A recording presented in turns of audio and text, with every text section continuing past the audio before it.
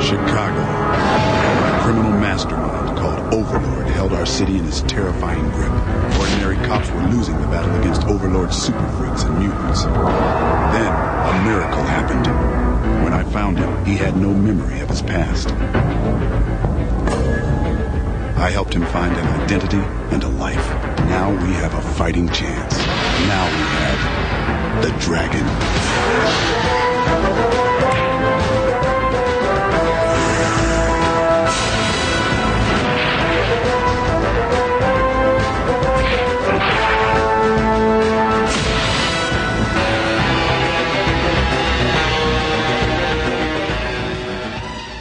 All right, this is the Savage FINcast, episode 2. We're back. It's another month. New issue of Savage Dragon is on upon us, and this is Jim Purcell, finally back from my Christmas vacation. And we've got Adam. Say hello, Adam. Hello, Adam. Hello, Adam. And Craig. Hi. How's it going? Pretty good. How are you? Doing okay. Good to be back. Relaxed and relaxed. Christmas wasn't nearly as stressful as it was last year. So we're back, and we've got some new news. Adam? Well, there's a few things going on. Small item, but for anybody that likes free stuff, Savage Dragon 175 is available for free on Graphically as kind of a New Year's giveaway. Graphically is kind of like Comixology for anybody listening that hasn't used it before. And I think they actually have the jumpstart on Comixology in terms of they have every issue of Dragon is on Graphically for everybody with e-pads and iPod pods and future Star Trek devices. You can get Dragon 175 for free. It's a fat issue, so you should do that. So Graphically has apps for mobile devices as well as browser-based, so you just got to get the app and you can read it for free. Yep. Awesome. How does that work? You use this, Adam? The Graphically application? I have a Graphically app on my phone, and I have a Comixology app, but yeah, you can also read them in your browser. So when you buy an issue, is it like yours to keep, or how does that work? I mean, does it? You can read it in the browser, or you can download it. So it isn't like I think I don't. It's not like a CBZ or anything. I think it's like you can only even if you download it, you can probably only read it in their application. But I've only used it a little bit. I think that's the case. I was just in terms of like, say you went out and wanted to buy the whole Savage Dragon series digitally, and say you bought it off Graphically, and then a year later they kind of go out of business. Are you screwed, or how does that work? Do you know? I think that is a question that we should probably direct to the people at Graphically, because I have no idea. I imagine that if you downloaded the books that you bought, then you could they're probably retained like in the app or something like that. So you do actually download a file, because I know Comixology you don't. You have there's an option to do either. Like if you're looking at it, at least in the browser, you can be like download the book or just read it in the browser. Well, that's pretty progressive, because like I said, Comixology, on the other hand, all you're really paying for is the license to read a specific issue for as long as Comixology exists. I couldn't tell you whether or not that's the case for Graphically or not. I'm just guessing, and probably somebody who knows more about Graphically than I do is shaking their fist listening to this and going, no. Yeah, we're very uninformed about Graphically. I primarily use Comixology and the Dark Horse app, because Dark Horse wants to be the Dark Horse in digital comics, apparently.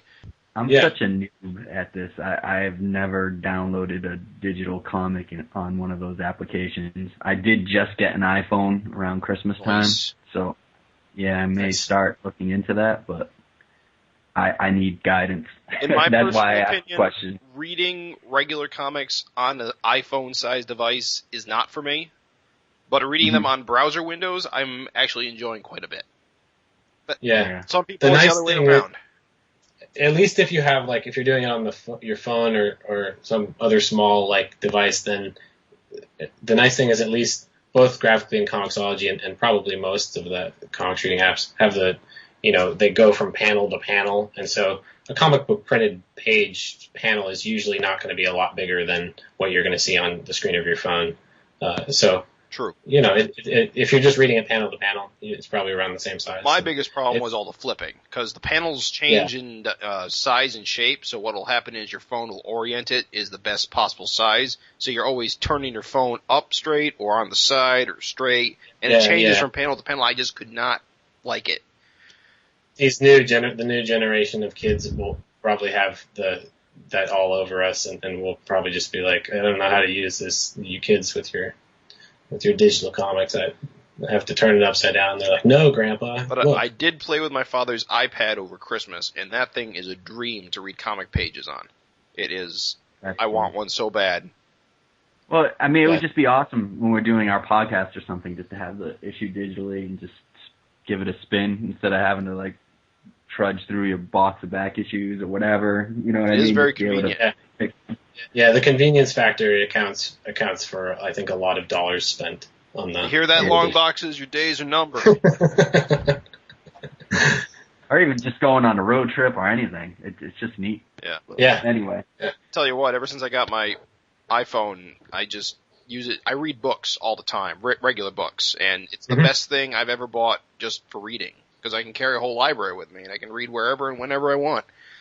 Oh yeah, I got the Kindle app on my phone, and I've just been getting whenever they have a promotion or like something free, and I've been buying stuff too. But it's like it's the same deal. I've been reading a ton of stuff on it.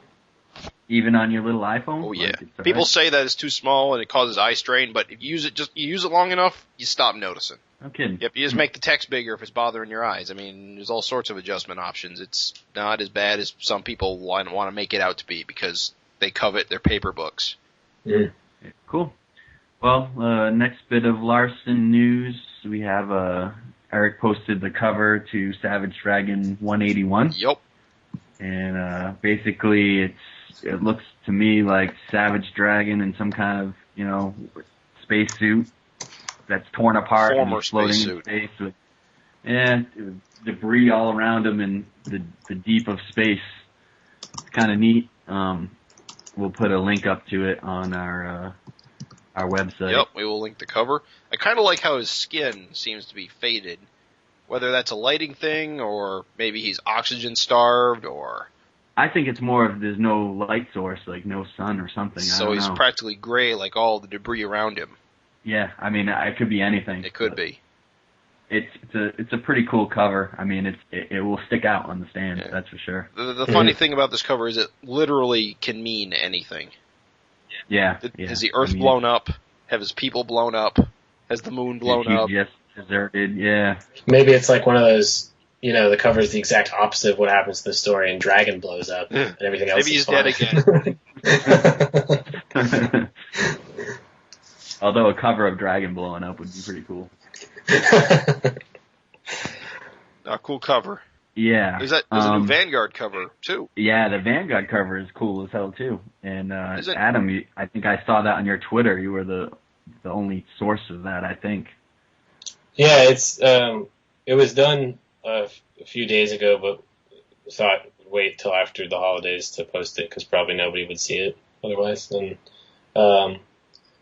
Frank actually colored it originally, because David wasn't going to be able to. He had to go out of town, but then the schedule for the issue changed. As you guys have probably seen on Eric's Twitter, he's running a little behind. So we ended up having a few extra days. He was like, I might try for a Christmas miracle and try to finish these like 15 pages on Christmas Day, but I don't think it's going to happen. Jeez. And I was like, yeah, I can sympathize. So it's anyway, going to be a little bit later coming out, this issue? Yeah, I don't know when it's going to be.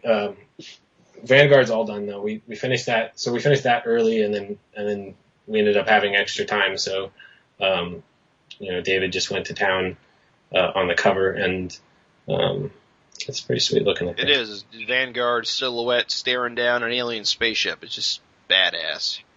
Yeah. I love the way those spaceships look, just like giant octopus type things. They even got proboscis. They got mouths. Mm-hmm. See those bubbles? They kind of look like mouths. Yeah, they're pretty freaky looking. And Frank's covers just continually stun me. Everyone is better than the last, and that's incredible. Yeah, they're great, all of them. He's done a super job. I really like the one where he's holding his sister in the ship from a couple issues back. That might be my favorite one of these. But the new one's really cool too. He's good. He's got mad kind of compositional storytelling skills in one image. He's good at that kind of stuff. The next piece of news is Savage Dragon was reviewed on the Paper Keg podcast, which is kind of it's got a cult following. It's a great podcast. It reviews comics. You can check it out on paperkeg.com. They mostly review comics, or do they review other things? Just comics. Just comics. That's good. Yeah, or comic-related stuff. We will definitely plug them. There'll be a link when we post this. They dedicate a whole episode to Savage Dragon. And when I say dedicate the whole episode, it's not really the whole episode, but the main, focus of the episode is Savage Dragon. Specifically, they review the first trade paperback, Baptism of Fire. Right. Yeah, and for each episode, they kind of put up an image on their website. Kind of looks like the Rolling Stone comic cover. And this episode, somebody drew a Savage Dragon on the front. It came out pretty sweet, so I definitely suggest people check out paperkeg.com.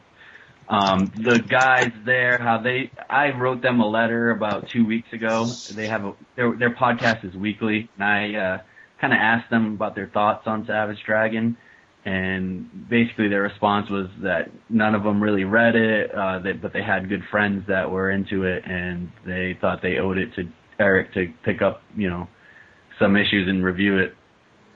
So they reviewed, I believe, like the first 5 issues of the regular series, and unfortunately they kind of panned it, and they were a little harsh on some of the aspects of it, but towards the end of their review, they were like, we realized this comic's been going on for 20 years, and, things change, so, it might have not been so great to just review the first 5 issues. Now, were they being harsh on Savage Dragon, or were they being harsh more on 90s isms? I think the 90s isms that appear in the early issues of Savage Dragon. Because to be fair, early Savage Dragon is very 90s, and if that's not your thing, you're probably going to get rubbed a little wrong. But I think it's cool that there's a podcast that's, examines Savage Dragon from a non-fan perspective. It's good to have a balance. Yeah. And one of the things they asked for towards the end of it was they asked people, fans of Savage Dragon, to write in and suggest, other stories or storylines that they should read to get a better perspective if they're not being fair to Savage Dragon. So, and they also kind of wrote about it on their Twitter. They have a Twitter, and I was kind of going back and forth with them on that. Sounds like a challenge. So, yeah, I think, maybe we should talk to some of the other, Savage Dragon nerds and, put together a list of, a couple of good reading points for them to get a good handle on what Savage Dragon is all about. Because I definitely don't think you can judge Savage Dragon based on the first 5 issues. Eric's still trying to find his voice with the comic. He's still feeling out how the look of Dragon, the feel. Yeah. Well, I think that, we were talking about this a little bit just before we started recording, but the fact that he changes so much, he changes the book so much, and he's constantly experimenting, that over the course of close to 200 issues, you have probably something for everybody. And I would think that there's probably something that they could find that they would enjoy. But also, if they take the time to check out stuff that they wouldn't normally read, that's great. Like, that's what kind of comic readers need to do more of, is getting out of their comfort zone. And if they don't like it, they don't like it. And it's good to hear, like, other people's perspectives about, the stuff that, we may enjoy or just take for granted or whatever, because sometimes there's a lot of good points to be made, when somebody's coming at it from a different perspective. So, kudos to them for giving it a shot. And maybe we can suggest some more stuff to them. Right. So. Yeah, definitely. I mean, and like I said, it's a hilarious podcast. It's very entertaining. They do a great job. They're very professional. That they have think they record in a studio, on microphones, unlike us on Skype, and but whatever. They're just a good bunch of guys, and go check them out if you're into comic podcasts. I enjoy it. I think you will too. And unfortunately, they pan Dragon, but we can help them see the light, hopefully. So that's that on Paperkeg, and then paperkeg.com. Paperkeg.com is the website. Check it out. And then, did we have any other news? I have one item that's just kind of tangentially related to Dragon, and you guys might have seen it if you look around the forums today. But Michel Fife, or as probably some people know him, Michael Fife, guy who was kind of responsible for Twisted Dragon Funnies, and he did the first chapter of the Twisted Funnies. He has a comic that he puts out. It's all his own stuff. He self-publishes it, called Zegas, and just like Vegas with a Z, and it's just clusterfuck of awesome. It's so much weird stuff between two covers. He did the first issue last year, and he's got the second issue coming out, I think, in April. And he's got a funding page for it on Rocket Hub, which is kind of like Kickstarter. It's a crowdfunding website, and he's trying to raise funds so he can self-publish the second issue. So I strongly, strongly encourage anybody who's remotely interested in comics that are a little weird but really fun to either go to Rocket Hub and look up Zegas, or just go on the forums and find his thread. He's quite an incredible talent, and so I think he deserves the support. I'll drop a link to it on the cool. When we put up the podcast. So we got new issue, Savage Dragon 177. Osama bin Laden. Osama bin Laden is back to destroy America. And the monster wakes. Cover is got that artificially worn look that Eric seems to really, really like.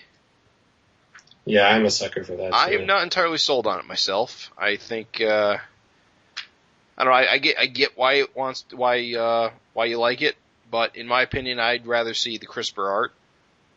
Mm-hmm. Yep. I can get behind that. Yeah. I felt he did it once. It would have been nice to. I think it would have been better just to leave it. But I think it looks cool either way. Right, that was back on, 125? 15. Yeah, Dread Knight. The Dread Knight cover. And the WonderCon variant for 145 right. Also had. I mean, it's cool. I mean, I know this cover got a lot of buzz when it got solicited, because Osama bin Laden is, he was in the news a bit this year. A little bit. And I know that there's got to be a certain group of people who are going to look at this cover and they're going to say it's just sensationalism. He's just capitalizing on this guy being killed, and it's not it's just Eric Larson trying to get some cheap buzz out of it. But I don't think that's actually the case, truly. And I think anyone who actually has that opinion should probably read the book. Yeah, I think I understand when people see political or famous people on covers. It's kind of a knee-jerk reaction at this point, right? Because we've seen so much, especially over the last few years. But I think when people read the issue, they actually go, "Oh, well, this is just a lot of fun. Like, this is just kind of a fun romp," and it's in the grand tradition of Captain America punching out Hitler. All right, exactly. And I don't really see that this is any worse than that. I actually, that's all I was going to say. Yep. One little tidbit for this cover, that little caption, when the monster wakes, is actually lifted directly off of Marvel Comics Tales to Astonish number 99, which is Hulk and Submariner. Is that does this cover homage that at all, or is it just that? No, it doesn't homage it at all, but that little starred caption is it's exactly lifted from that cover. Huh. Everything is lifted. those Tales from Astonished covers are awesome, so it's not a bad place to pull from, I think. Well, I'm noticing the logo is different too. That's a Thor style logo, right? Or is that Hulk? I'm very bad at my Silver Age knowledge. I'm not sure, but it's not Thor or Hulk. Originally, he had I remember when the solicitation copy came out, he had that brick-looking logo. The one from 124 was on there. The rocky brick one, yeah. Yeah. I like that one myself. I don't think this particular logo pops off the stand. I think it's a little hard to read at a range. And, it doesn't look like the regular logo, so people who are looking for Savage Dragon might glance over it. But I think it works with the old style cover, that style he's going for. I do think that you can't help but miss a giant green Osama bin Laden. So That does kind of jump out at you. Yeah. No, I like it a lot. I know that, not that Eric does them all the time, but I know that in some areas of the industry, the kind of homage covers, not homage covers, but the covers that are made to look like Golden Age and Silver Age books have been done to death. But I'm a total sucker for them. If there's one, I love Big Bang comics. I love the Next Issue Project stuff. I love the aged. I know the work that went into putting this together, because he actually had to get scans of torn up comics and then muck with them until all that was left was the little tears and rips, and then apply that to his own art. And I think that takes a really long time to do. And the logo, just looking kind of like a, maybe like a old horror comic almost, with the wavy letters. This is actually one of my favorite covers of Dragon, at least recently. I know not everybody feels the same, but it's just a lot of fun. Yeah, and it doesn't really look like the other. Sorry? I was just going to say, Eric does them the best, too, of anybody. When you're going for that old look, he just put so much care into it. I don't really see very many other people trying to do it. There's some people who do, but he definitely does it in a very complete way. Yeah, I think a lot of artists out there just throw some Zipatone on stuff, and they're like, oh, it's an old-looking comic, but, they don't get it right. No, anybody who's read any of the Next Issue Project books knows the lengths that he's going to take the different color channels and move them so it looks like the color plates are shifted wrong, and then print, make the pages themselves, which are these, beautiful heavy cardstock type pages, look like shitty newsprint with that aged yellow, gray, brown stuff. It's a lot of tender love and care goes into the making of that stuff. Well, on to the contents. First page, we get some captions, and Osama bin Laden, was he in the Marianas Trench or just some trench? I don't know. It was underwater. I do think it's funny. This is, it's a comic book and you're advancing the story, but I have a feeling they didn't just dump his body in like that. They probably put him in a coffin or wrapped him up or something, but of course, it wouldn't look right. What I find really interesting about this whole sequence on the first 3 pages where, bin Laden is underwater, is that he combines real world things and his superhero universe things to create this monster. Yeah. Not only is it Osama bin Laden having been shot in the head and dumped at sea by the U.S. military, but the lava men are the ones who actually knock him loose and send him flying to apparently to Japan, where it also ties into the tsunami that happened last year and the meltdowns of the Fukushima nuclear power plants. And that's what made him radioactive. And apparently healed up his gunshot wound. Apparently. Well, that's what happens whenever you have any kind of radioactive sludge. If you've ever seen any movie ever, it turns people into gigantic Godzilla-sized monsters. That's how radiation works. Yeah. Or Toxic Avenger. Makes you green too. Yeah. Yep. Those are rules. You can't go against the rules. And it's Godzilla! That was great. This guy standing on the dock, giant green hand busting out of the water, and he's screaming Godzilla at it. Because that's the only thing it could be. And then, Back at the homestead, Malcolm and Angel are having a heart-to-heart with their old man, who's apparently beaming a hologram from light years away. Yay. And this is the first time that they've spoke with Dragon for how many issues now? Are we talking before or after his brain got eaten? Well, the real Dragon would be before his brain got eaten. I mean, they would have been talking to Kerr. So how many issues has it been since they've actually talked to the? Did they ever talk to Virus Dragon at all when they were driving him in that? No, that was an alternate universe too, so that doesn't really count, does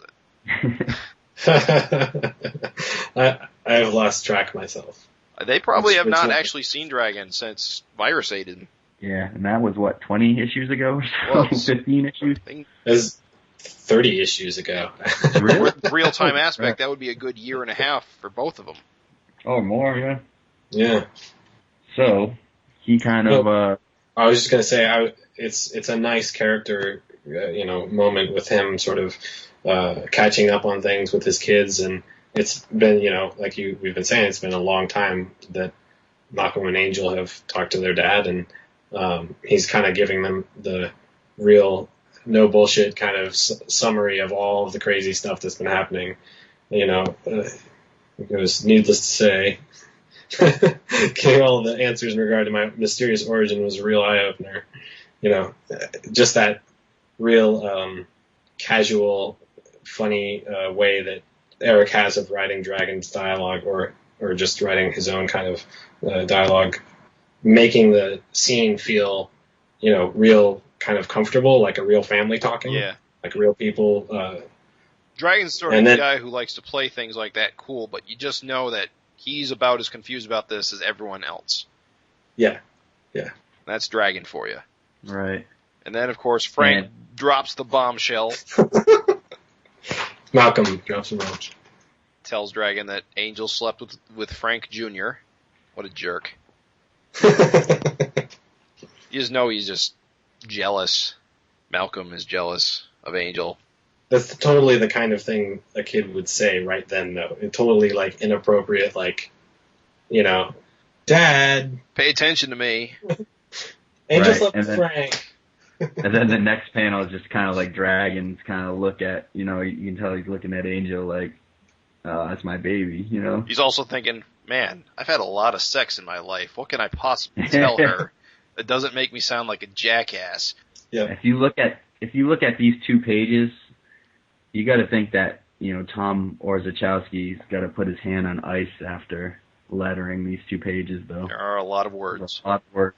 Got to remember, though, that Tom's the Chris Claremont veteran, so he's no stranger to pages that are covered in text. Practically drawing the book.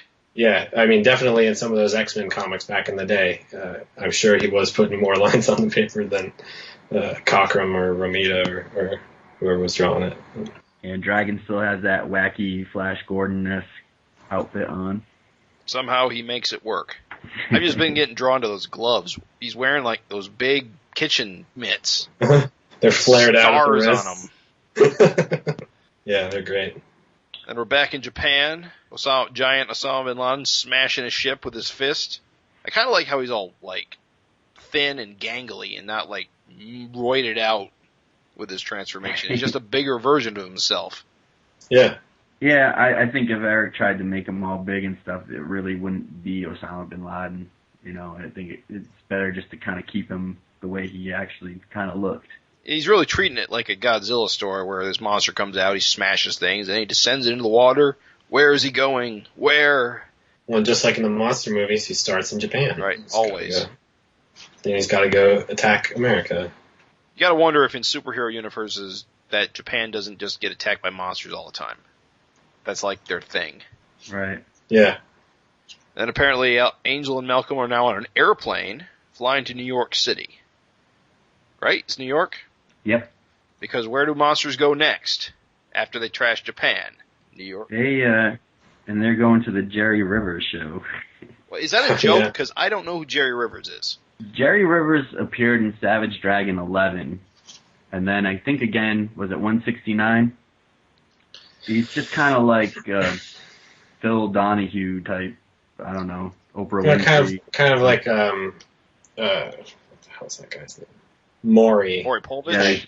Yeah. This type of Maury type show. Oh, so it's like a trashy daytime talk show host? Exactly. So he's not in the classy, they're not going on a classy show like, maybe now that he's like, the way that it, not to jump too far ahead, but the way that the show looks like at the end of the issue looks more like a classy night talk show. Right. But definitely when he was first introduced, he was like Geraldo on Maury Povich type show. Yeah. Okay. And if you look back at Savage Dragon 11, he actually looks like, a 35 or 40-year-old. Yeah. Now he looks old. And then we turn the page, and we've got Pee-wee of the Little Wise Guys. Who's the doctor? That's Ann Stevens' husband, right? Yeah, and I forget his name. The heck? Dragon always calls him Brad. That's right. But I think his name is something else, and like Bradley is his last name. Yeah, it's like one of those things where Dragon just does it to be a jerk or something. It's kind of cool just to see him show up, though. I mean, yeah, looks like he's getting a little older.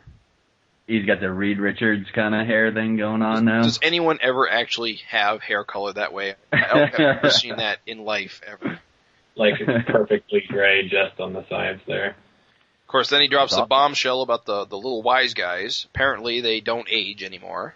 Why do you think Eric's going in this direction of not aging Daredevil and the Little Wise Guys? I suspect it's partially because he's using these Golden Age characters and he wants them to stay the way they always have been.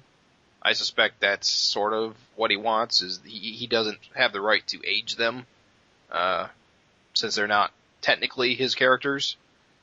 And this is a way of getting around that, because it is a real-time book, and by now they should be much older than they look.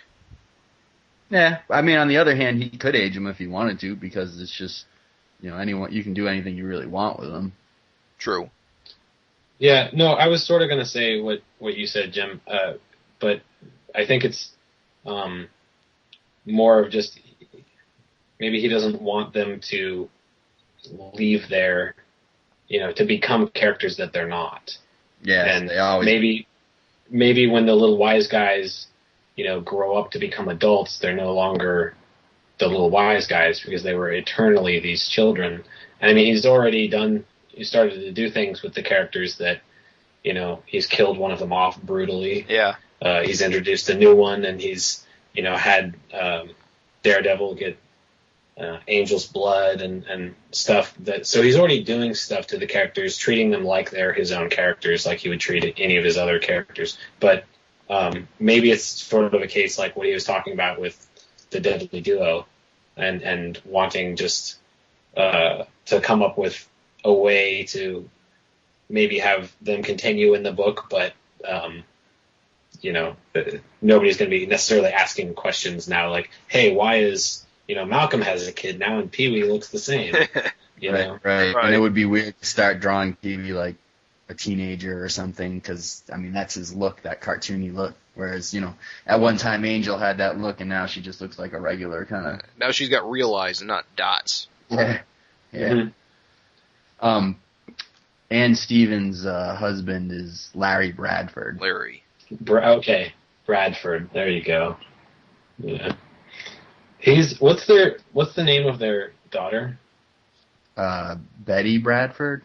Because I completely missed this in one of the last issues, but when I was rereading it, when Angel was babysitting her, and she has that like big thing over her wrist. Yeah, that cuff. Oh yes, it's not explained at all. It's just like when I wasn't paying attention to it the first time I read it, but then when I looked at it, I was like, oh right, so she can't change in the mind. It's like these little air casts on her wrists, so she can't click them together accidentally.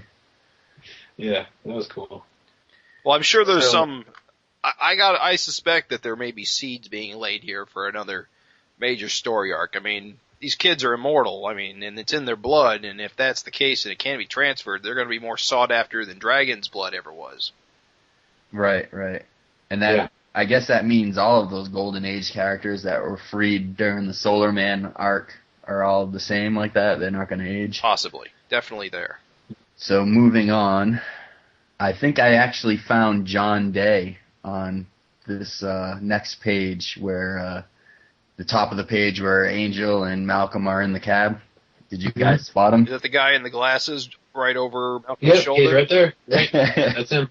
For people who don't know who John Day is listening to this, I don't know if I can explain it perfectly. You guys chime in, but he's kind of a throwaway character. I think Eric at one point said he was based on one of his old friends or something like that. Yeah, he's a friend of Eric's. There's a real guy named John Day. Yeah, and he's in, I would say 80% of the issues, and a good amount of them he just dies, but he always comes back, and he's always this balding guy with a mustache and glasses. And he's been like that like Eric has drawn him in comics like his entire career. Like you can go back and look in Spider-Man or Punisher or whatever it is, and he's there. And I wonder if John Day still looks like this, because it's been 30 years or whatever. And he's probably drawn him the same exact way. Well, it's like Dung. Yeah, exactly. Dung's probably the guy Dung's based off of probably looks a bit different now. 20 years. Oh, he looks totally different. I actually looked up he's got like a podcast now, and probably about 3 or 4 years ago, I sent Eric a picture of what he looked like now, and we had talked about how, wow, he totally doesn't look like how I draw him anymore. I need to start changing the way my characters look, because, it really hit him that. You're supposed to be aging here, and a lot of these guys look the same. Yeah. But I don't think it really matters for a lot of the extraneous characters, because nobody really, that we're not really following their stories too closely. But, right. Yeah. What's Dung up to for the last 10 years? I mean, what's his story? I don't know, man. He still has no hands, and I don't know what he does without hands. How does he eat with those hands? He's turned into mud. But anyway, just to go back to John Day again, if people don't really know who he is, first of all, in this issue, you can see him kind of on the right side of Malcolm's head in that panel where they're in the cab. It's just a little squiggle, and usually most issues it's more than just a little squiggle. I mean, there have been some real. I think he was a member of the SWAT team at one point. Right, I pointed that out when we were looking at issue 12. The origin issue 0, he was in one of those tubes getting tested on by. That was John Day. I missed that. Yep. Yeah. And he's been in multiple. Look at any Savage Dragon comic, and you can usually find him in the background. Just like I said, middle-aged guy, balding with glasses and a mustache. Can't miss him. One of his more memorable appearances, because occasionally he'll be, front and center. Right. He's in. I think it's the Dragon #2 in one of the added pages that Eric put between the original miniseries, where it's they're interviewing people on the street about what they think of the new Super Freak police officer, and he's one of the guys, except his name is something, probably offensive and funny. I don't remember what the joke name is, but I'm sure he has one. And then he's in the issue where Simon Kane is he's in one of those Simon Kane stories where there's people committing mass suicides, and he runs out into the street and a car hits him. In issue 2, he's called Michael Hunt, which would be Mike Hunt. But I punched it up on the Savage Dragon wiki, which is savagedragonwiki.wikispaces.com, and you can see all of his appearances up through 174. I don't think it's been updated since, or he just hasn't appeared in the last few, I think. But anyway, that will give you, some of those newbies out there that don't really know about John Day, something to look through for all the issues. Where is John Day? Yeah, that's definitely him right there next to Malcolm's head. There's nobody else that could be. Also about this page, I kind of like how he mentions Occupy Wall Street. It kind of ties into how all these current events are kind of being looked at in this particular issue. I kind of like that little nod. It's something that is going on. The craziest thing on this page, though, is got to be that footnote. That's going to be the craziest footnote in the history of comics. It's complicated. It might be an understatement. It is. It's 6 lines long. Yeah. But to be fair, it is. It is complicated, but it is made pretty concise here. I mean, it's cool that he's acknowledging it and he's not just trying to ignore it. I mean, fact is, we're probably going to see Savage World Angel at some point again. Yeah, and just to clarify, the footnotes kind of explaining, Dragon and Angel's relationship and how they're brothers and sisters, but not really. And, people who haven't read the issue just have to pick up that page and look at it. It's pretty funny. Yeah. And then next page, the monster arrives. I guess this page I can talk about this too. It also appears on the previous page, but the splash page with Osama. I knew I was going to do that. At least once. But I crack up on how Eric still draws cars like it's 1985. Yep. They're still very blocky and square. And it's just funny. And just boxes. Yeah, boxes with wheels. Yeah, I think it's hilarious. He's on record for saying I hate drawing cars. He's on record for saying he hates drawing cars, right? Yeah, and I think like dogs and horses too. But there's a dog on this page too. Yeah, there's a dog right there. Yeah, I think it's hilarious though. Just cracks me up. They look cool. They look good. Yeah, but... they're cars. There's no denying that. Yeah, and Eric draws a cool looking Osama. His kind of face looks pretty dead on to me.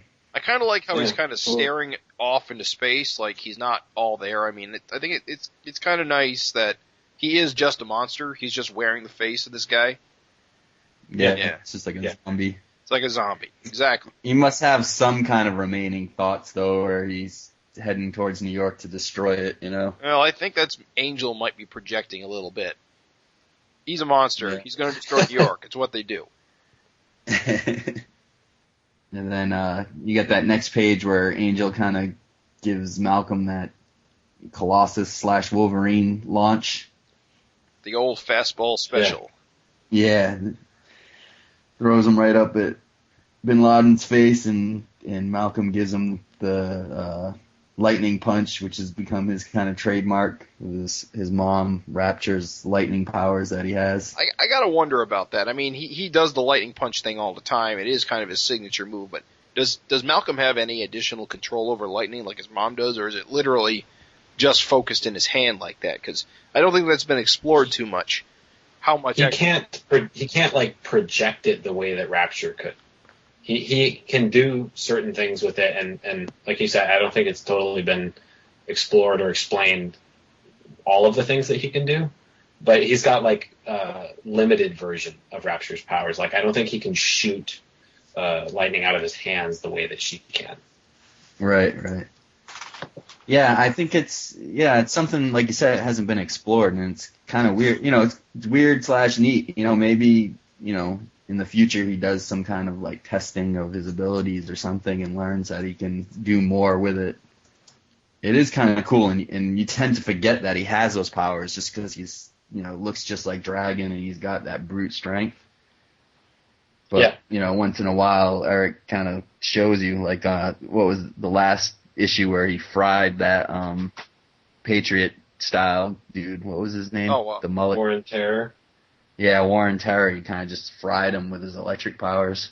Wasn't that from his like electric punch or something? I think didn't he grab his head and fry him? He was holding his head, and So he projected that as more than just the punch. He kind of just. Well, but he wasn't. It wasn't like a foot away from his hand. He was like holding the guy's head, and right. Yeah. But it just goes to show you it's more than just like him slugging somebody. Like it's more than just impact. Yeah, you're right. So you could really grab onto somebody and jolt them or something. It seems like. Right. I'd like to see Eric explore that more. Yeah. I do like just going off a little bit what you're saying is how he's making him distinct from Rapture's powers, but also from Dragon, and he's gone to good lengths, even though his body build is the same as Dragon's.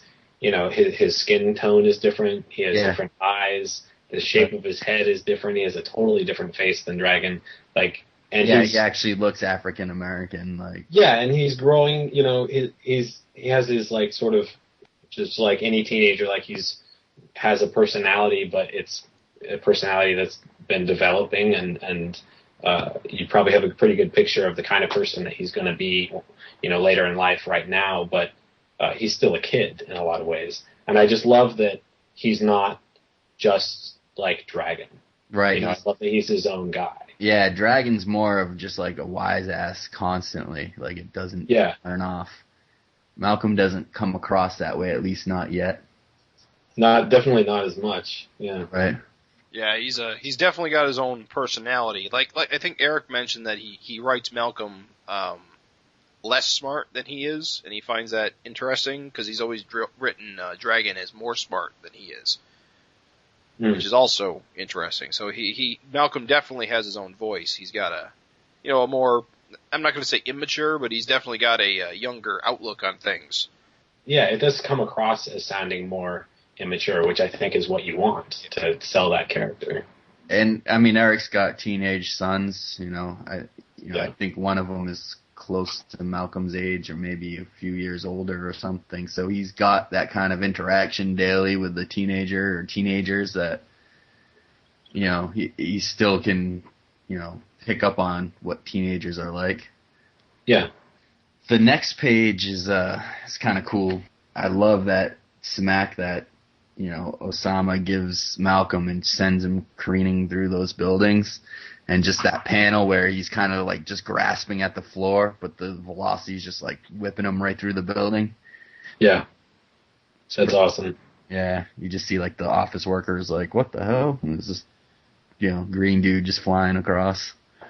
And it ends with them smashing through a table at a restaurant, and he's like, so sorry, he's ruined their dinner. Blows up all these buildings, and that's what he says sorry for. So it's a, what do you call it? Kind of comes with the job of, getting knocked through buildings. And then he's right back on his feet. Gotta wonder how many blocks he had to run to get back, because he looked like he got thrown a good distance. But then we get another great lightning punch, which actually looks like a really cool panel with the lightning coming down. Mm-hmm. Right. I always wonder how Eric decides how much damage to give his heroes. They'll take Dragon for instance. He'll fight Cutthroat, and Cutthroat will slice him up. But then those something like Malcolm getting shot through a couple of buildings and glass and whatnot. Just shakes it off.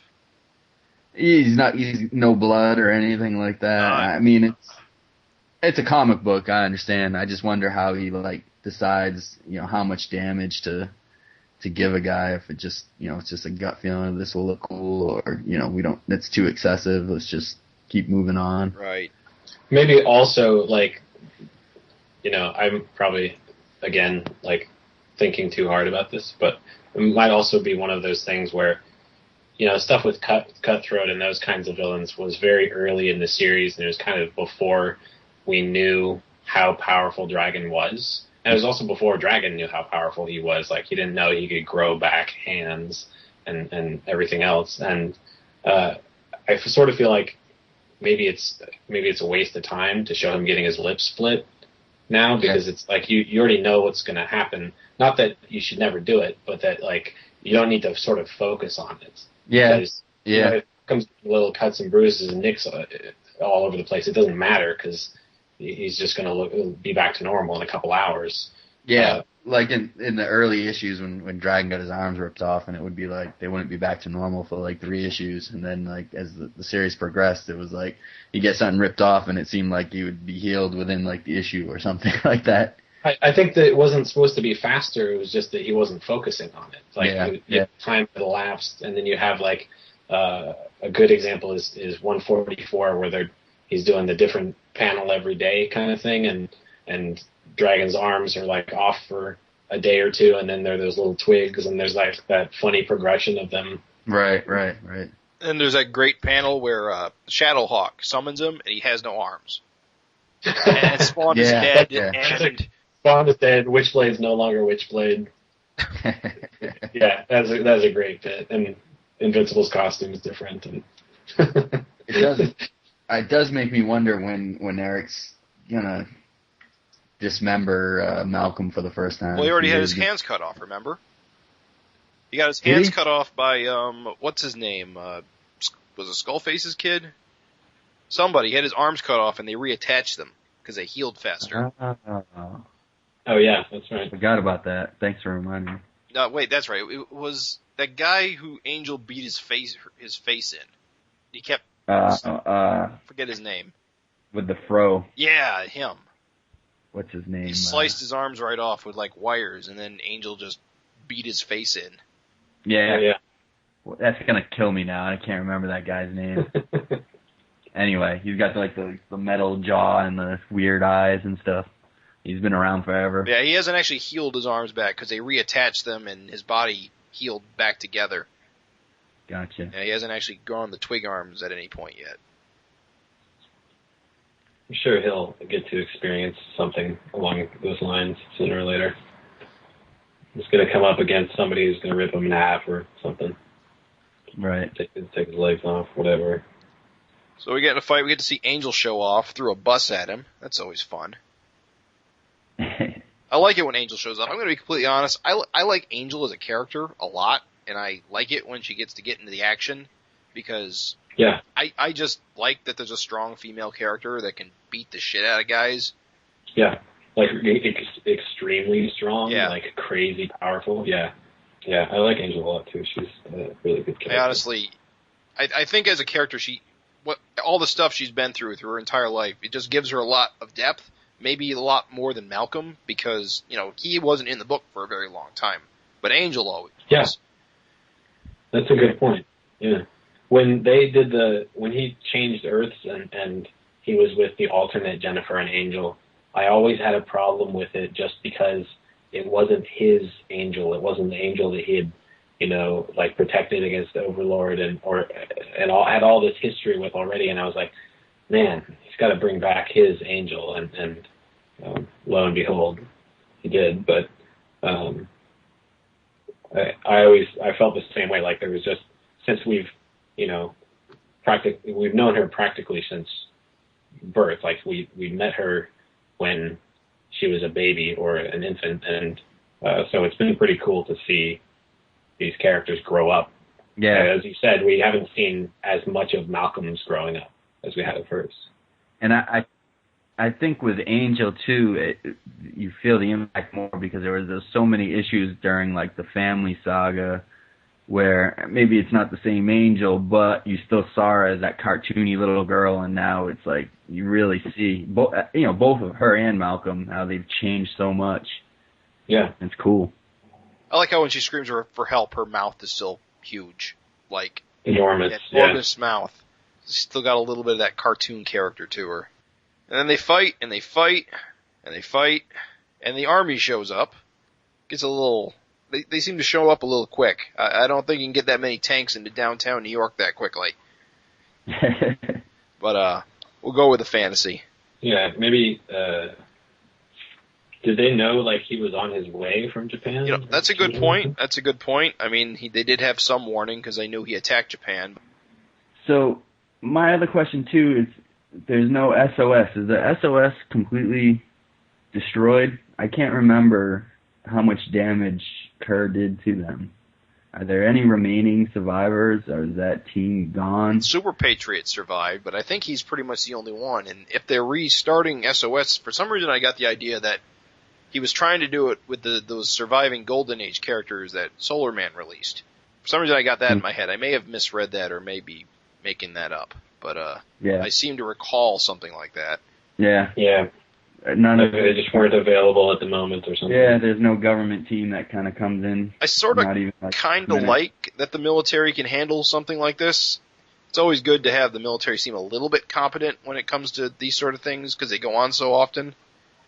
Right. I mean, the jets come in, they blow Osama up in a spectacular finish. And I think that's kind of cool in its own way. I mean, it doesn't always have to be superheroes that save the day. I mean, it can just be jets with missiles. Yeah, it's a little bit more,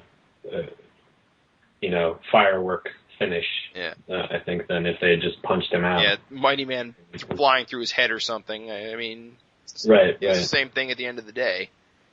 And I think it's also, maybe this is looking too deep into it, but it's the U.S. military defeating Osama bin Laden yet again. Yeah, I'm sure there's probably a little bit about that. Of course, the social commentary is, definitely there, especially here at the end where Angel finds herself cheering for it, and then she's horrified with what she's doing because she realizes it's a human being. That kind of, goes back to when Osama was killed by the military. A lot of people cheered for his death, and you think about it, it's kind of dark to do that. It's kind of creepy to cheer, even no matter how evil the guy is. To cheer for someone's death is not that great of a trait to have. Mm-hmm. Yeah. And I think Angel's just echoing that with her line. Definitely. I think, well, and then Malcolm, of course, underlines it by saying, he's kind of a dick, so it's not so bad. Yeah, a little bit of a dick. I also just have to say, I love both the way that they, take him, that they end up defeating him by drawing him out with Whitney Houston. But I also love what Tom Orzechowski did with the song playing from the helicopter. That's just great stuff. Yeah. Like you can hear it when you read it. The lettering is so expressive, and anyway. Is that a real thing? Was Osama bin Laden actually obsessed with Whitney Houston? Is that like a thing? I heard that he was a big Whitney fan. I'm not sure if that's true or not, but it's pretty funny. It is hilarious. I've heard that too. I remember reading this issue the first time, and I came to that panel, and I was like, oh, it looks just like it sounds. Yeah. I mean, I think letterers definitely do a lot for a book. And I know just looking at even like original art, like I have a page from Savage Dragon Superman that Chris Eliopoulos lettered, and you can actually see like his little lines and all his little like lettering, like all the little like how he kind of you see the guide up all the word, the guidelines and everything, and the like the sound effects and stuff, and it's just freaking amazing. It's just amazing. I mean, I guess Adam, you letter, so you can. Yeah, but I mean, I can't do what these guys do, and exactly. And I think that a lot of people look at this stuff and they're like, oh, you're just writing words down, and it's so much more than that, and it can really make a book pop. Yeah, you start talking to like guys like Tom, and you're getting into like the nitty gritty of designing letter forms like that look pleasing to the eye, and all this like really hardcore stuff. Like if you ever see my hand lettering, it's atrocious. I will hand letter like my own stuff sometimes, but it's just sort of out of the desire to sometimes have it all like in practical like ink on the board, right? But it's not pretty looking, and it always just makes me happy to know that Eric still insists on having having Dragon hand lettered. And I think that's one of the high like watermarks of the series, is that just in terms of artistry, is that he's always demanded that. Yeah, I mean, even like with the sound effects too, digital lettering and sound effects have come a long way, I think. But just having like a good letterer write in your sound effects compared to just kind of using stock sound effects, it's huge when you compare the two. Yeah. Even digital lettering, I mean, like I said, it's come a long way and it works a lot. But when you compare like a hand lettered page to like someone that's just used digital lettering, it's you can see the difference. When I was the very first I don't know handful of issues of Dragon that I read, I assumed that it was lettered on the computer because Chris Eliopoulos did those like really hard edged, especially whenever Super Patriot would show up, and in Super Patriot's miniseries especially, there'd be the like bracket, like click clack, click clack, click clack, and every letter is like a perfect square. And then I read in the letter section, like, I'll never forget this, like, somebody asked, and Eric was like, no, Chris does everything by hand, and he curses my name with every one. Yeah. And I was like, holy shit, this guy's insane. Yeah. The page I have from Superman Savage Dragon has got like Howard Neisman, one of the Chicago cops, shooting a gun, and it's got that same kind of like blam, blam, blam, blam, blam, like all the way down the page. And you look at the guidelines and all the cross lines that I use to like keep all the lettering like boxed up in line, and it's amazing to look at. Yeah, you can just really appreciate how long that must have taken him to do, and especially that when he was already, you're talking about an era where he didn't have to do that. So it's pretty cool that they did. They're doing that whole like, I want the like John Workman on Walt Simonson Thor type deal. Like, I want the letters to be big and powerful and a part of the artwork, like a piece of the design, and just integrating that with the artwork. It's really, really visible on pretty much whenever Super Patriot shows up. It's beautiful stuff. Right. Anyway. So we get to the last page, and they're doing the Jerry Rivers show we talked about earlier, and I really like how this page just sort of pulls back away from the show. You get to see the stage, and you see the outside of the studio, then you see the city, and then we're in space. And there's those ships. Yeah, look at those things. They just look like aliens themselves, and I think that's the cool thing. I mean, those things are loaded up with those, what are they called? The combat, the Terranians? Yeah. Yeah. So, I think the design of those ships are pretty awesome because they are so menacing looking. They just look like creatures. And of course, then you turn the page and you find out where they came from. The Vanguard backup strip, which ties right into the next story arc that we're about to head into with the next issue. Yeah, setting stuff up with the big alien invasion here. Yep. I think that's been really cool setup. Yeah, the Vanguard strip's been running about 6 issues now. Yes. Yep. And 178 will be part 7. So yeah. So and during that whole time, basically, it's been leading to this alien invasion of Earth. Right. And I find that kind of synergy between the main story and the backup story to be really, really brilliantly done. And I enjoy that immensely. Yeah, it really feels like a continuation of the book as opposed to just kind of like, Eric giving some new, artist just kind of a chance to show his stuff with some of his characters. Right. It's really tied in awesome. It's sometimes I like it better than the Dragon story. I mean, I really enjoy the Vanguard strip. Of course, this Vanguard was a really good issue. We get to meet the Combine alien guy, the Tyrus Combine. We get to see the Tyrus Combine alien, like in his full glory. Mm-hmm. Of course, the Combine, the way the Vanguard strip describes them, is they're actually a group of aliens. It isn't just one particular creature, right? Right. So I think, it's sort of like the Combine is like an empire or a group of workers. Right, like the evil Federation type of deal, but I don't know if these guys are supposed to be the ones in charge or what, but the big monstrous looking guys are the Tyranians. So I'm assuming that maybe that they're the head of the Combine, or it's named after their planet or something. And then they have these robot dudes that are assisting them. I don't know what the robot dudes are called, because we just call them the robot guys. Yeah, he's got, call him my cybernetic friend, whatever that means. Yeah. Of course, I find it cool that even though Vanguard's sister died last issue, and they're having her funeral for her on the first page of this issue, they actually had survivors from that ship. There are other members of Vanguard's race that are alive and aboard. Mm-hmm. Lieutenant B.A. Baracus. Real? Oh my goodness, you're right. His name is Lieutenant Baracus. That's hilarious. I think is he the only survivor, or did the other guy survive too? I think the other one's still in a coma. I think that's what they said.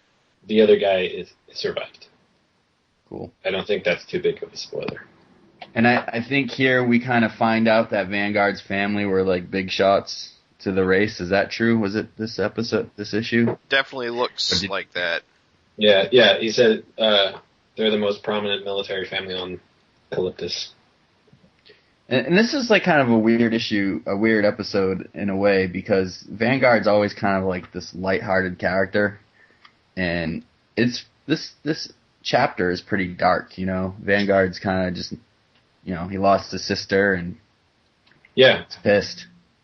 Yeah, you're right. It is a little off from what the kind of lighthearted, joking, wisecracks that we usually see, like Van and Wally exchanging. Even though there's definitely a couple in there, it's shit is going down. Especially like with the last chapter, we talked about it a little bit when we did that issue review, but the ending of the last chapter, I thought it was really powerful and just kind of sets the tone for this one, because now you read this and you're like, oh yeah, I remember like how that ended, and let's see what happens next kind of deal. Right. I think, like, even, like, if you look at the second page, just going back on the whole, like, Vanguard's kind of just in that pissed zone, he lost his loved ones. It's like, he almost kicks the ass of that Lieutenant Baracus on the second to last panel. He kind of shoots him a glare, like, did you cause this? I'm going to rip your face off. Yeah. And then we get that next page where, like Jim said, you see the aliens in their full glory. They look pretty menacing. The robot guy looks cool too. Yeah, I really like the robot guys. I think they have a really neat look, and I'm not sure who designed them. I think it may have been Nikos in his Vanguard story that he did back in Dragon 150, but they have a simple look and it's effective. And yeah, definitely. It's cool. And we turn the page, and of course, the cyborg guy, he's knocking out all the technology. So all of a sudden, all of Vanguard's suit, his power suit, and his teleporters and his weapons and Wally all stop working, and that puts him into a bind. Right. But Lurch gets right into it, transforms himself into a copy of the Turanian, and starts getting into a punch-up fight. Lurch has become quite the character. He seems to kind of save the day in almost every episode, it seems like. Somehow he does something to kind of help out by using his abilities. It's kind of cool. Yeah, Lurch just gone from being the kind of, side plot character that was, there was an ongoing conversation with Roxanne and Vanguard about, like, Lurch's rights throughout all the old Vanguard comics, but it was always just, one page or one panel or something, to being a front and center character now who's, like you said, he's like saving the day. And yeah. And even Roxanne, I feel like she really hasn't been spotlighted even in the original miniseries or even Savage Dragon. I think she's been in like one panel of the actual Savage Dragon comic. Yeah, she hasn't been in much, that's for sure. And she's getting a lot of kind of airtime per se, but it's cool. Yeah, it's really cool. And what I really like in what happens with Roxanne is they pull out the Power Glove, which is like the best pull your ass out of the fire thing any character can pull out. The Power Glove is funny to me. It's amazing, and for people again who are kind of new to Dragon, or you've only been reading like for the past 20 issues or whatever, this weapon has been around since, I don't know, like the 20s or issue 20s or 30s or something like 23 that. 23 is when She-Dragon fought Rapture. I don't know if we saw it before that. Was it from the creators, Johnny Redbeard's arsenal or something? I assume so. I don't remember exactly. But it's kind of been in the center of a lot of different story arcs, or at least in some major fights where these Power Gloves is the same pair, and I think actually one pair got destroyed. One of the gloves got destroyed of the pair. That's right. I think Kerr was using them, and one of them blew up on him. Yeah. So there's one glove, but this glove has been around for a long, long time in the series, and a lot of different people have worn it. And it's just kind of funny that it just kind of keeps appearing. Up. Yeah, it just turns up. And I love the design of it, and I love what it does. If I remember correctly, Alex once used it.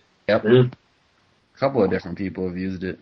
And I really like it here when Wally goes to Modem and is about to release her and to help him out and give her powers back, and she's about to jump at it, and all of a sudden they don't need her anymore. Yeah, you see It's like, never mind. see the robot head kind of bounce by, and he's like, oh, I guess that's done.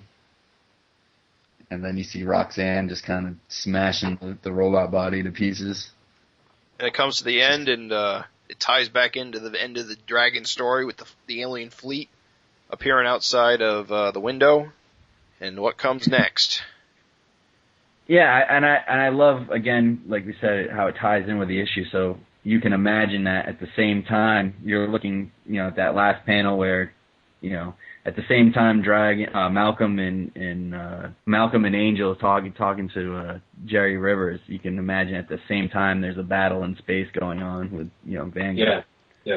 It's a really nice way of, they've been these stories have been sort of running concurrently the whole time, but now it's like, all right, now we're on the same page, right. And we're, there's stuff is about to happen with these, however many hundreds of ships or however many ships there are out there, and I think ending both the main comic and the Vanguard comic on a similar cliffhanger is not something that they would want to do, often, because they wouldn't want it to become expected or repetitive or anything. But doing it here is perfect. It's the perfect setup, for the one time that they're like, okay, we're totally in sync, and now, this alien invasion that's been coming for 30 years is here.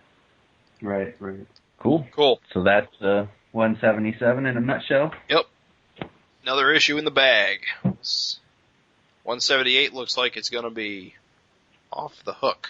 Yeah, I really like the cover for that one a lot. Yeah. The heavy shadow and just the red.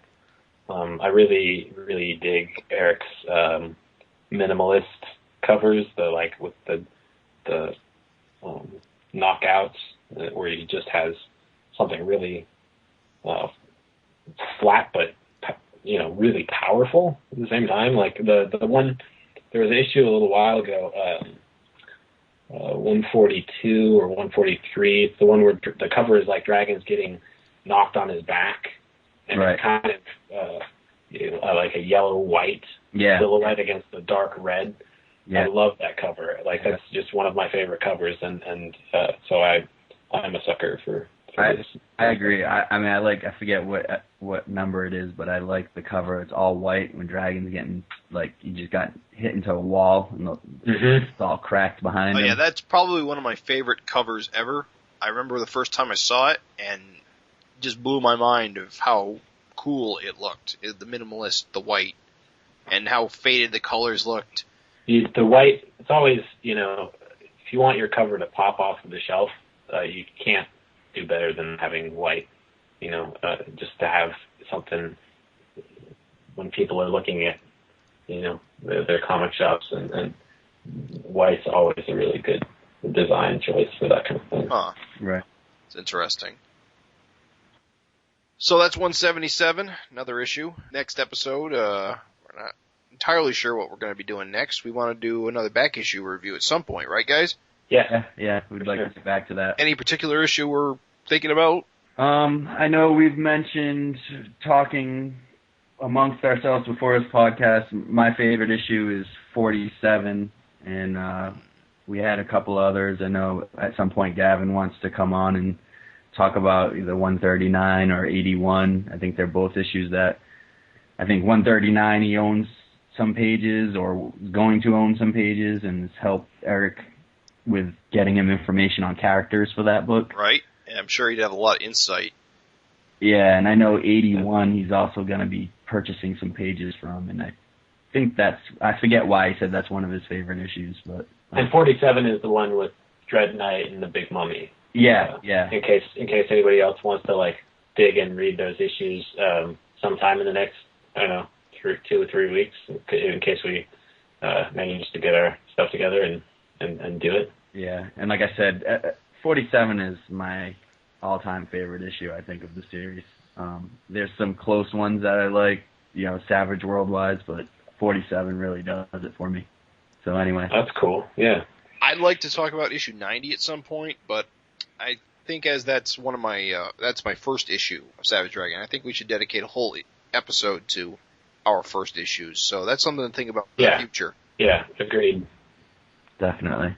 Yeah, I have no idea what my favorite one would be. Like, I had one or two picked out that we could talk about, when we have time. But definitely we could do one about our first issues, and I'm sure I could come up with ones that are, among my favorites. So we are planning in the future to have Frank Fosco on, artist of the Vanguard backup strip. I believe he wants to come on once issue 178 comes out. Yeah, I think Frank is going to join us when we do the issue 178 review. And we'll have him on. We'll talk to him about that, and we can ask him whatever questions under the sun that we might have. And as a matter of fact, it might be a good opportunity to give out some contact information if anybody listening has questions for Frank that we could ask him. Yeah. Is there like an email address, Jim, that you want to give out for? Or they could just write a comment. They could write a comment in our. Or yeah, just post it in the thread on the forums. Yeah, if you have any questions for Frank Fosco, just leave a comment on the Savage FINcast website under this podcast. We'll make sure we get them written down, and we will ask them for you on the show.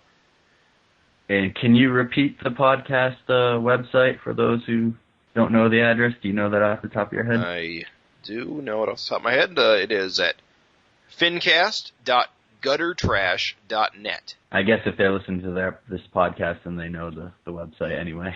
Well, they're getting off of iTunes. I mean, we are on iTunes, so make sure you backtrack to our website, because I don't check the comments under the iTunes podcast too much. Right, and you can also reach the podcast website from dragonfan.net. Yep. We have the link up there too. So that should be interesting. I mean, Frank has worked a lot with Eric, with the whole Teenage Mutant Ninja Turtle series, with the Rockhouse Diner, with even going back to the Megaton days, that's where E3 first debuted in Megaton. So he and Gary and Eric are old war buddies, pretty much, and he's done a kind of pretty substantial body of work of tying into these comics that we read and love so much. So definitely have some. I'm sure we'll have some good things to pick his brain about. Oh yes, right. I know I've got some things to ask about. Definitely. I'm looking forward to that. I think that'll be a fun chat. Well, I think that about wraps it up. We'll be back. I'm not sure when the next episode will be. Probably in a couple weeks. Still getting over the holidays a little bit. I think we're gonna keep doing these heading forward. What do you guys think? We can do about 2 episodes a month from now on? Yeah, we definitely shoot for that. Yeah. The worst we can do is fail. Yeah. So the next one might not be the one with the very next episode might not be the one with Frank. The next one might be like an in-between episode with the back issue review or something, kind of depending on when 178 comes out. And then when 178 comes out, we'll do an episode about that. But I'm sure you guys will be announcing, we'll be talking about it in the threads, and Craig will be posting on Dragon Fan, and we'll be announcing it. So you guys will know when the show is going to be. It won't just show up without hearing about it. Yes, we will definitely mention it at some point before we air it. So that's I guess this is our second episode, our fourth technically fifth episode, but technically our second episode. I think we're going to probably number these chronologically going forward just to save on the headaches. But I think that wraps it up, and this was the Savage FINcast. Thanks for listening.